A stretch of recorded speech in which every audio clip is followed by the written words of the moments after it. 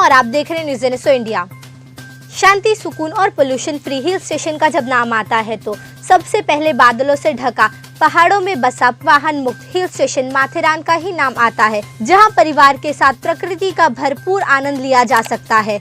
जी हाँ दोस्तों, माथेरान महाराष्ट्र का एकमात्र हिल स्टेशन है जो प्रदूषण मुक्त है और हम सबकी यही तमन्ना होती है कि हम परिवार के साथ कुछ दिन गुजारे और हम गुजारते भी हैं। मगर क्या हमने कभी माथेरान वासियों के बारे में सोचा? क्या कभी इनके परिवार के बारे में सोचा कि ये घोड़ा चलाकर, हाथ रिक्शा खींचकर और कूली के तरह मेहनत मजदूरी करने के बाद कैसे अपने परिवार का पालन पोषण करते हैं? दोस्तों, हम आपको बताना चाहेंगे कि इनके साथ बहुत सी परेशानियां हैं, जिन परेशानियों को लेकर माथेरान वासी सालों से प्रशासन और सरकार के सामने हाथ जोड़ गुजारिश कर रहे हैं कि सरकार माथेरान में ई रिक्शा ना लाए, सरकार माथेरान के रास्तों में ब्लॉक ना बिछाए, वरना हमारे घोड़े हादसों का शिकार होते जाएंगे और ई रिक्शा की वजह से हम बेरोजगार हो जाएंगे। आइए सुनते हैं इनकी कहानी इन्हीं की जुबानी।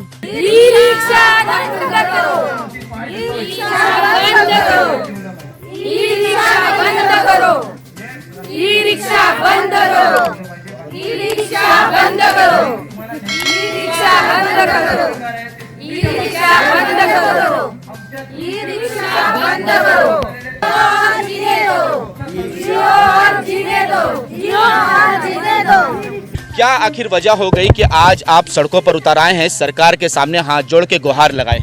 सर जी, ये बैटरी व्हीकल जो स्टार्ट हो रहा है, जो आज 7 रिक्शा जो चालू है, इसकी वजह से आज लोगों को तकलीफ है।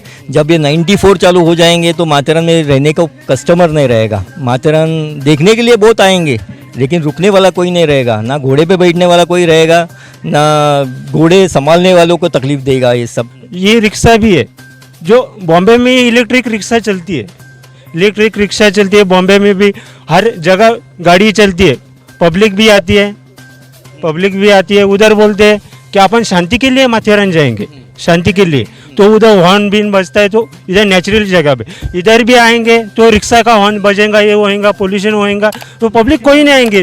बोलो अपन घर में है वही ठीक है, क्या माथेरान में क्या रहेला है, सब खत्म हो गया है, घोड़ा नहीं, वो रिक्शा चल रही है, ये वो अपना घर ही ठीक है, कोई पब्लिक नहीं आएंगे इधर। हमारा एक ही कहना है कि ई रिक्शा जो आने से सब लोग की उपासमार होने वाली, सब भूखे रहने वाले।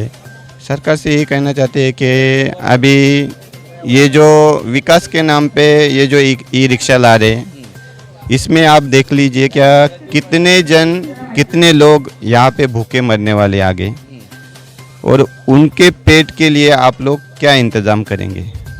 माथेरान जो है वो इको सेंसिटिव जोन कहा जाता है, यहाँ पोल्यूशन फ्री होता है और लोग अपने परिवार के साथ यहाँ आते हैं, एक दिन 2 दिन गुजारते हैं। तो ऐसे में अगर ई व्हीकल शुरू हो चुकी है और ये परमानेंट हो जाएगी तो क्या हाल होगा आपका? सर जी, इधर अगर परमानेंट हो गई, अगर बैटरी व्हीकल स्टार्ट हो गई तो इधर आने वाला जो पर्यटक है वो बढ़ जाएगा, हालांकि बढ़ेगा लेकिन वो रुकेगा नहीं। उससे हमें ही नहीं तो आने वाले होटल्स, दुकानदारों, सबको इसका इफेक्ट है, खाली घोड़े वालों का इफेक्ट होने वाला नहीं है। तो आने वालों सब दुकानदार, होटल एसोसिएशन, जितने भी लोग हैं वो भूखे मरेंगे। ये देखो, हम तो पेट पे घोड़े पे, हमारा पेट घोड़े पे, हम घोड़े बेच के भी निकल जावे, लेकिन होटल वालों को होटल बेचने खरीदने वाला नहीं रहेगा, ना दुकान में कोई खरीदने को आएगा। आने वाला कस्टमर डब्बे लेके आएगा, टिफिन्स लेके आएगा, जंगल में बैठेगा, नाश्ता वानी करेगा और निकल जाएगा। तभी देखना ये माथेरान वाले कैसे रोते हैं। आज हम रो रहे, कल का उनका टाइम आ जाएगा। यानी कि वनडे टूर होने की वजह से नुकसान ज़्यादा पूरा नुकसान हो रहा है। वनडे टूर माथेरान का, the thing is that sir कि माथेरान का एरिया 51 किलोमीटर्स का है, खाली 51 किलोमीटर्स माथेरान में आने वाला कस्टमर अगर माथेरान में पूरा रिक्शा घुमा तो एक दिन में 3 घंटे में पूरा माथेरान हो जाएगा। हम नॉर्मली हर साल हिल स्टेशन घूमने जाते हैं, बट हमें वो हिल स्टेशन, मतलब ये माथेरान एक अलग है जहाँ पे vehicles are not allowed. E rickshaw से मुझे यहाँ पे और बाकी सिटीज में कोई डिफरेंस नहीं लगता। ऐसा रहेगा तो नेक्स्ट टाइम मैं शायद आना भी प्रेफर नहीं करूंगी। यहाँ का जो नेचर है, जो ब्यूटी है, इंडिया में आई डोंट थिंक सो ऐसा माथेरान छोड़ के कोई और स्टेट है जहाँ पे नो व्हीकल्स है। वो मजा निकल गया है। 7 रिक्शा से हमारी जो हाल है, तो 94 आ जाएंगे तो और भी धंधा खत्म हो जाएगा, पूरा माथेरान का खत्म हो जाएगा। घोड़े वाले, कुली वाले, लॉजिंग वाले, होटल वाले सब मर जाएंगे, सबके रोजी रोटी का गधा आ जाएंगे। I think I like it. Only thing I don't like it that people are doing labor, and it should be more like taxis and scooters should be more here. And I can't see, the labor. They are just, it's too much for me to see. So it's better to have rickshaw or not the hand one, the scooters and taxis. So more people can come here and enjoy. Actually, where we are in the hotel, food and everything is very good, and it's hygienic, everything I feel, and it's nature, and we love it. My opinion is a little bit different from my wife's. I would like to keep it the way it is and not a lot of vehicles coming up here. So we should try and keep it as pristine as possible. That is true. People should come here. They should walk or do the horse riding, or at the most go with the hand rickshaws and things like that. यहाँ पे अभी हम लोगों को तो घोड़े वाले को तो ऐसा हो गया है कि यहाँ जाओ तो कहाँ जाएंगे हम लोग यहाँ से। यहाँ पे हम लोगों को कोई कारखाना नहीं है, कोई सेफ्टी नहीं है। जो टूरिस्ट आते, जो पर्यटक आते, वही हमारी सेफ्टी है। तो उसी के ऊपर हम लोग का उधर निवास चालू है। और जो घोड़े का मामला हमारा है, तो घोड़े को हम लोग को खिलाना पड़ता है। और यहाँ पे जो 362 दिन बिजनेस नहीं रहता है, और 120 दिन का बिजनेस रहता है। और वो बिजनेस में हम लोग को घोड़े को भी खिलाना है, हमारे बच्चे लोगों को पढ़ाना है, और फिर हम लोग के परिवार को भी संभालना है। तो ये सब बातें मुश्किल है हम लोग के लिए। आज सुप्रीम कोर्टाने, सर्वोच्च न्यायालयाने जो निर्णय दिलेला आहे ई रिक्षा विषय माथेरानमध्ये ट्रायल बेसवर चालू करावी, परंतु ती तीन महिन्यासाठी ट्रायल बेसवर चालू केले, परंतु येथील जे लहान लहान व्यावसायिक आहेत, करवंद जांभळे विकणारी, स्टॉलवाले, रस्त्यावर बसणारी, ओझेवाले, पुन्हा आमचे हमाल आहेत, कुलीधारक आहेत, परत अश्वचालक आहेत, त्यांच्यावर मोठ्या प्रमाणात परिणाम झालेला आहे। ई रिक्षाचं तिकीट आहे 35 रुपये, तर कोणताही प्रवासी हा 350 रुपयाच्या घोड्यावर बसणार नाही, तो 35 रुपयाच्याच रिक्षात निघून जाणार। माथेरान हे इको सेन्सिटिव्हिटी झोन आहे, परंतु ही रिक्षा माथेरानमध्ये कधीही काळं पिवळं असं वातावरण दिसलं नव्हतं, परंतु या 3 महिन्याच्या कालावधीत काळं पिवळं वातावरण दिसतंय। परत माथेरानमध्ये असे 2 गट झालेले आहेत की ज्याला ई रिक्षा हवी आहे, ज्याला नको आहे। परंतु ज्याला हवी आहे, 94 रिक्षा ज्याच्या आहेत, 94 रिक्षांसाठी अमानवी प्रथा म्हणून 94 रिक्षा हात रिक्षा म्हणून समजल्या जातात। परंतु ज्या हात रिक्षा 94 ज्या मालकांच्या आहेत, ते मालकांचा पर्यायी व्यवसाय काय, त्यांच्याकडे ते काय घोडे ओढतात का, घोड्यावाल्यांचा काय व्यवसाय करतात का, ओझे वाहतात का त्यांचा कुठचे हॉटेल आहेत मोठे, पुन्हा दुसरा व्यवसाय आहे त्यांना, दुसरा म्हणजे त्यांना पर्यायी व्यवसाय, त्यांच्याकडे पर्यायी व्यवसाय आहेत आमच्या माहितीनुसार तरी। परंतु आमच्या घोडेवाल्यांकडे, कुलीवाल्यांकडे, छोटे छोटे व्यवसायांकडे त्यांच्याकडे कोणताही पर्यायी व्यवसाय नाही। जर ई रिक्षा चालू झाली तर जो गट आहे की ज्याला हवी आहे ई रिक्षा, त्यांच्यावर कोणत्याही प्रकारचा परिणाम होणार नाही। परंतु आमच्या घोडेवाल्या जो दुसरा गट आहे की ज्यांना ई रिक्षा नकोय, त्यांच्यावर खूप मोठा परिणाम होणार आहे, त्यांच्या चुली बंद होणार आहे, ते बेरोजगार होणार आहेत। असे कमीत कमी 6 ते 7 हजार कुटुंब बेरोजगार होणार आहेत। माथेरानच्या आजूबाजूला राहणारे, डोंगर कपाऱ्यात राहणारी माणसं देखील बेरोजगार होणार। त्यांचा रोजगार त्यांना नक्की काय उपलब्ध होणार हे देखील प्रशासन, सुप्रीम कोर्टाने बघावं। परत जर आज बॅटरी रिक्षा माथेरानमध्ये येतील तर पर्यायाने टुरिस्ट झाले किंवा मी स्वतः झाले, मी देखील शासनाला प्रश्न विचारू शकते, जर माझी बायसिकल ही बॅटरीवर चालते तर मला काय पुढे माथेरानमध्ये ती चालवायला मनाई आहे। म्हणून हा प्रश्न पुढे बायसिकल झाली, पुढे कार झाली पर्यटकांची. कुणाकुणाला कोणत्या कोणत्या प्रश्नांना सर्वोच्च न्यायालय उत्तर देणार. ई रिक्शा को लेकर माथेरान वासी सालों से परेशान है और सुप्रीम कोर्ट के आदेश अनुसार माथेरान में ई रिक्शा का ट्रायल हो रहा है, जिसके समय समाप्त होने पर प्रशासन के अधिकारियों को प्रशासन और सुप्रीम कोर्ट को एक रिपोर्ट देनी होगी, जिसमें दोनों पक्ष के विचार मत होंगे. इसी के आधार पर सरकार ये तय करेगी कि माथेरान में ई रिक्शा सफल हो जाएगी या इसे माथेरान में चलाने से रोक दिया जाएगा. इसी रिपोर्ट को लेकर आज प्रथम जन मीटिंग का आयोजन हुआ. तो बेसिकली ये जो आज की मीटिंग थी वो हम मतलब इनकी रिक्वेस्ट पे हमने ये पब्लिक मीटिंग की है, क्योंकि हमें as a part of start institute of social sciences हमें ये एक स्टडी कंडक्ट करने को बोला गया है, जिसका है social and environmental effect of e rickshaw. तो ये स्टडी हमें कंडक्ट करने बोली गई है. तो इस स्टडी के पार्ट हमने एक मीटिंग ऑलरेडी म्यूनिसिपल काउंसिल में की है, जहाँ हमने एक यहाँ के जो मेजर स्टेक होल्डर्स हैं उनसे बात की है. उसके बाद हम इस तरह के हम चाहते हैं कि हम हर किसी के पास पहुँचें. तो उस अनुसंधान से हमें ये जो आशा तय है इनसे भी बात हुई है as one of the stakeholders in fact. तो they have requested us to attend this particular public meeting. So we as part of this study team with my colleagues have been here for this particular meeting. So ये एक public meeting है जहाँ पे इनके अनुसार कई घोड़े वाले हैं, कूली वर्ग से लोग हैं, या फिर जो बाकी जो यहाँ पे स्टेक होल्डर्स हैं उन्होंने अटेंड की है ये मीटिंग. और इस मीटिंग का उद्देश्य ये था कि हमें जान सके कि लोगों को क्या इश्यूज़ हैं ई रिक्शा को लेके. तो उसको हमने जानने की कोशिश करने के लिए था ये. और दूसरा मुद्दा ये भी था कि हमें ये भी लगे कि हम सारे ही स्टेक होल्डर से बात कर रहे हैं, तो उस तरीके से एक विश्वास सारे ही स्टेक होल्डर्स में जो कोई इस माथेरान के रहवासी हैं उन सबसे हम वार्तालाप कर सके. तो इसी तरह से है. ये एक पहली मीटिंग थी. हम इस तरह से और मीटिंग्स भी करेंगे.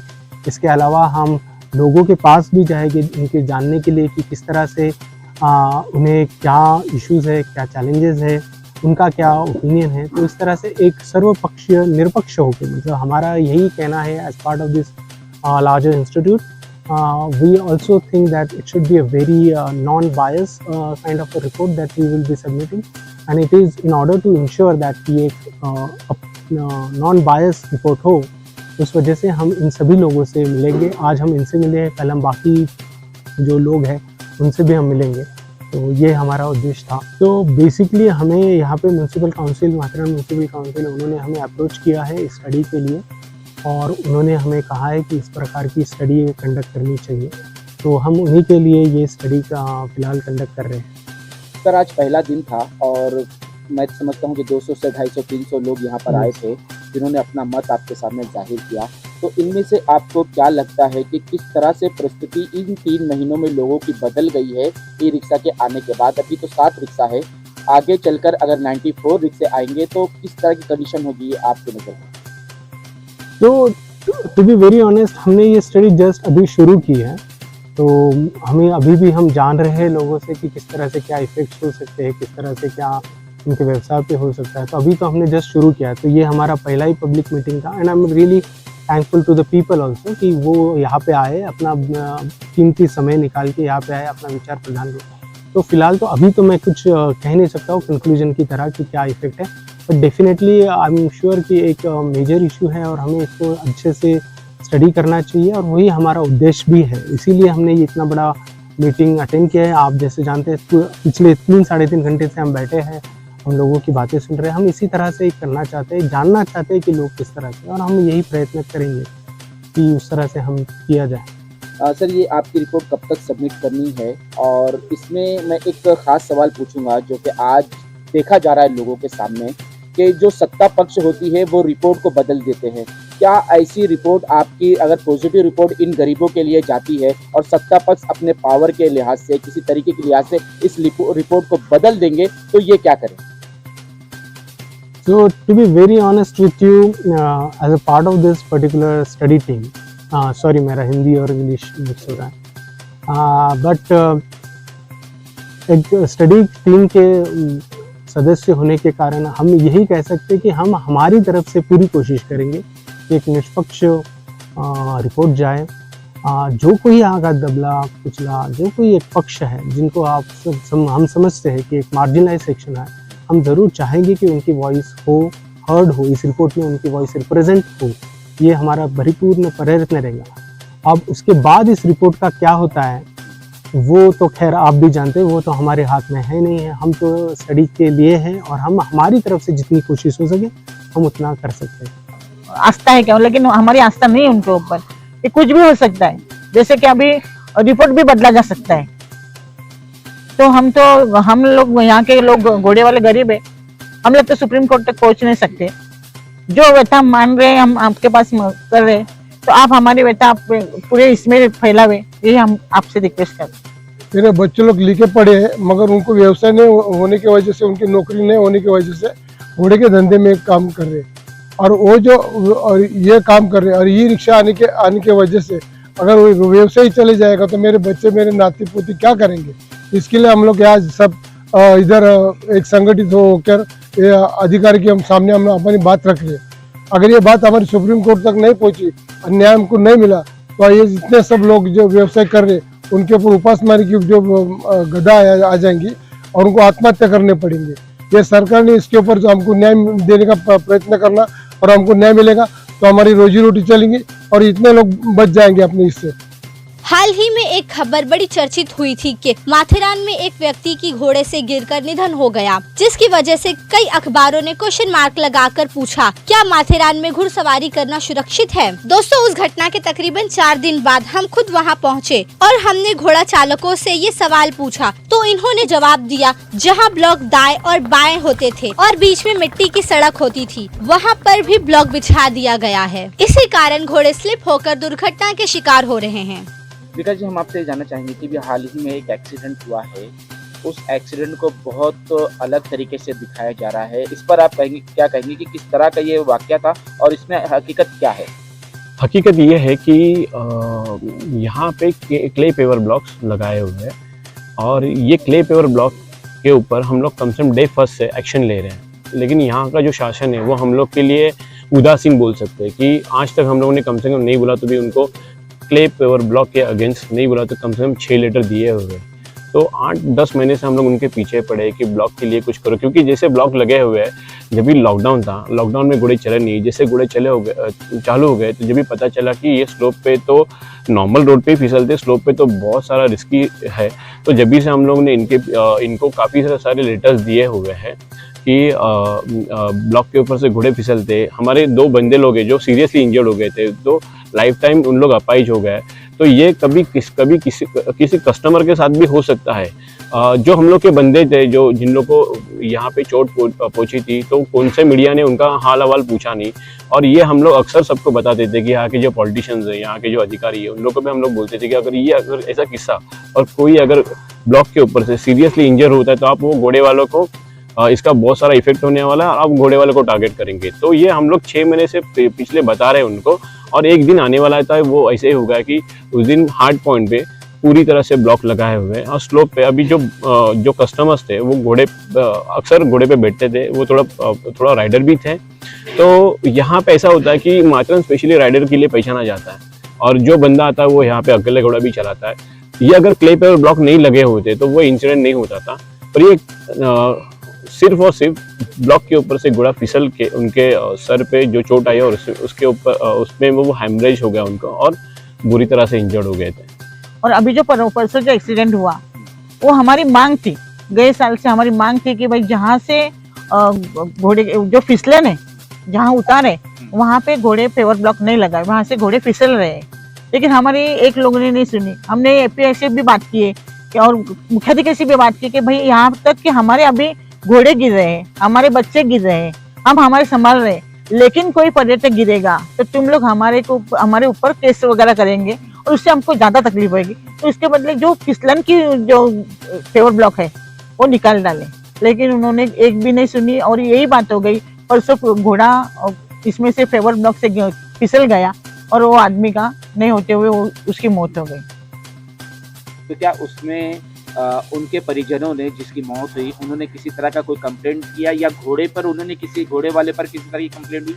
नहीं हुई। उन्होंने वो खुद राइडर था जो बच्चा बैठा था वो खुद राइडर था, उसका खुद देगा और वो उधर घोड़े चलाता है और वो घोड़े पे वो खुद बैठा और घोड़ा खुद चला रहा था और उसकी वाइफ अगर थी, उन्होंने सब देखा था कि घोड़ा फिसला है करके और इसके लिए उन्होंने बोला कि हमें कुछ करना नहीं है, हमारा बच्चा तो गया, अभी हम घोड़े वाले को क्यों तकलीफ देवे। सर जी ये एक्सीडेंट जो हुआ है ब्लॉक की वजह से हुआ है सर।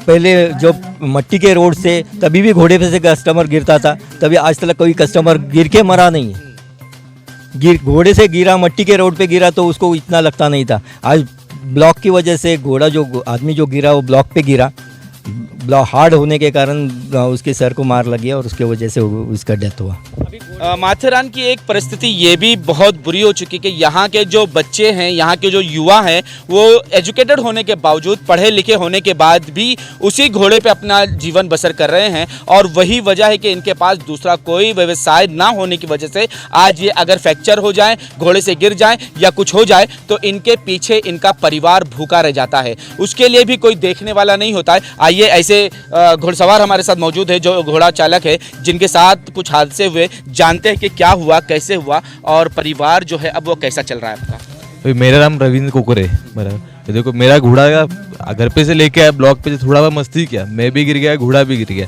अभी मैं तो भी घर पे ही बैठ के, मेरा तो हाथ फ्रैक्चर है, तो घोड़े को भी लगा, घोड़े को भी चोट है, घोड़ा भी घर पे। अभी देखो मैं क्या कर सकता, घोड़े का भी नहीं कुछ कर सकता। अभी मेरा तो परिवार 8-10 दिन का तो गया, महीने भर का। अभी घोड़ा है बैठ के, तो पीछे का तो संभालने वाला तो कोई नहीं है मेरा, अभी मैं ही था। अभी देखो आखिर घोड़े गिर क्यों रहे हैं? पहले क्या इससे पहले ये हादसात होते थे? क्या इससे पहले इस तरह के एक्सीडेंट होते थे या ब्लॉक बिठाने के बाद ही ऐसा हो रहा है? अभी ब्लॉक बिठाने के बाद ही हो रहा है। पहले तो ऐसे घोड़ा मस्ती करता था तो भी हम लोग हैंडल करते कि मट्टी थी, मट्टी के ऊपर घोड़े को हैंडल करने को इजी रहता था। अभी ब्लॉक के वजह से घोड़े को खींचेगे तो भी घोड़ा स्लिप होता है, स्पीड पकड़े तो भी घोड़ा स्लिप ही होता है। रिक्स से ब्लॉक के वजह से टोटली हो रहा है। अभी मट्टी था तो कुछ होता नहीं था। तर माझं काय साहेब, माझं एक गडी आहे, माझी 2 लायसन आहे, माझ्या गाडीला काही धंदा मिळत नाही, काय का घोडे सोडून गेला ते कधी 100 रुपये आणतो, कधी 200 रुपये आणतो, त्याच्यावरती आमच्या गोळ्या औषधे, गाड्याला मी पगार देणार का, माझं मी घर खर्च चालवणार का, मला गोळ्याला पैसा नाही पाहिजे, दूध पाहिजे, परत जेवायला पाहिजे, कुठून आणणार आम्ही? गाड्याला तर कमीत कमी पगार दिला तर गडी घोडी सोडणार, त्याला मध्ये दाणं आहे, भुसा आहे, ते कुठून आणणार आणि कसं खायला घालणार आम्ही? आम्हाला जर खायला नाही मिळलं तर आम्हाला जाऊशनी जीव द्यायचीच पाठ आहे किंवा आम्हाला काही पर्यायच राहिली नाही। आम्हाला कुठून, त्यांची मुलगा आहे, मुलग्याचा परिवार तो सांभाळणार का आम्हाला सांभाळणार? नातू आहे, नातूचा परिवार तो बघणार का आम्हाला म्हाताऱ्या माणसाला तो बघणार? आमचा स्वतःचा व्यवसाय असून आम्हाला याचं उपाशी मारायची वेळ आहे, मग आम्ही काय करणार? आमचा विलाजच नाही राहिला साहेब। आम्हाला ही रिक्षा नकोच आहे। आता आमची एवढी वय झाली, आमच्या मुलांना गोळ्या रिक्षा नव्हती, नातवांना नव्हती ना, तर कशी आता रिक्षा आणली नवीन लोकांसाठी। नवीन लोकांनीच आज चालवं का? त्यांचं राजकारण करतील ती लोक, हे राजकारण नाही साहेब, राजकारणाशिवाय ते पर्यायच नाही। अभी मेरे तो 2 घोड़े हैं, मेरे 2 बच्चे भी हैं, मेरे 2 बच्चे कैसे पढ़ेंगे, कैसे सिखाएगी मैं? अभी मेरा स्टॉल भी चल रहा है, अभी घोड़े के ऊपर मेरा स्टॉल चल रहा है, घोड़े पे कस्टमर नहीं आएगा तो मेरा स्टॉल कैसा चलेगा? वैसे भी मेरा बच्चे लोग भी कैसे पढ़ेंगे? मैं नहीं कमाएगी तो मेरा कैसा होएगा? ई रिक्शा चालू रहेगी तो हमारा घोड़े को कुछ खाना नहीं मिलेगा, वो बच्चे को फी कैसे भरेंगे हम? घोड़े को खाना मिला तो घोड़े को पैसा मिलेगा तो बच्चे को फी भरेंगे। यहाँ अलग सबसे पहले तो यहाँ पे है ना पॉल्यूशन फ्री जगह है, एक चीज। दूसरा यहाँ पे जो हॉर्स है ना, हम और कहाँ पे भी देखे तो हॉर्स वगैरह का एंजॉयमेंट नहीं कर पाते जो यहाँ कर पाते हैं। मैं कल ही यहाँ बैठा था तो बाहर मुझे गाड़ी जाते हुए दिखी, तो मैं बोला अरे ये क्या फील हो रहा है यहाँ पे, तो मुझे बहुत खराब लगा। तो हम क्या हॉर्स में बहुत एंजॉय करते हैं एक्चुअल में। शायद हम जैसे लोग तो नहीं आएंगे यहाँ पे, क्योंकि हमारे को नेचुरल रिक्शा वगैरह ये सब तो बॉम्बे में बहुत है। हम यहाँ नेचुरल चीज के लिए आते हैं। अगर रिक्शा यहाँ स्टार्ट हो जाएंगे तो हम शायद नहीं आएंगे। हमारे जैसे और लाखों हजारों लाखों टूरिस्ट शायद नहीं आएंगे यहाँ पे। ऐसा मैं अपनी पर्सनल राय दे रहा हूँ आपको। माथेरान वासियों की चिंता और मन में छुपे हुए डर को हम आपके सामने लाने में कितना सफल हुए हैं ये तो आप खुद बता सकते हैं। हमने सच्चाई को सामने लाने की कोशिश की है। ई रिक्शा को लेकर एक सच्चाई ये भी है कि अगर ई रिक्शा सिर्फ गांव वालों के लिए हमेशा रहती है तो ठीक, वरना मुंबई जैसी काली पीली रिक्शा का ट्रैफिक माथेरान में भी देखने को मिलेगा, क्योंकि माथेरान इस छोटे से गांव में 94 रिक्शा चलने वाली है। माथेरान में ई रिक्शा शुरू होने से माथेरान की शान घोड़ों के बाद मिनी टॉय ट्रेन पर भी खतरे के बादल मंडरा सकते हैं। अगर आपको हमारा ये काम पसंद आया हो तो हमारे चैनल को सब्सक्राइब करें, दोस्तों में शेयर करें और अपने विचार कमेंट बॉक्स में जरूर दें।